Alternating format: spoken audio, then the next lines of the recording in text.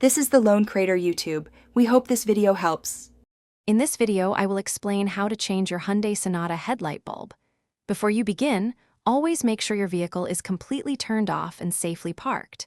You'll need a new headlight bulb, often an H7 or 9005 type, and it's wise to wear gloves.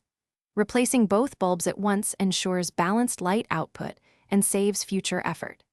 This simple DIY task can save you time and money. Now, let's get started.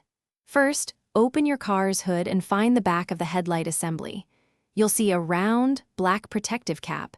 Gently twist this cap about a quarter turn counterclockwise to remove it. Once the cap is off, you'll see the electrical connector attached to the bulb. Carefully pull this connector straight off to disconnect the power. With the connector removed, you'll find a metal retaining clip holding the bulb in place. Push this clip down and then move it to the side to release it. Now, gently pull the old bulb straight out. When installing the new bulb, remember to wear gloves and avoid touching the glass. Align the bulb's 3 tabs with the housing slots, insert it, and secure it with the clip. Almost done. Now, firmly reconnect the electrical connector to your new headlight bulb.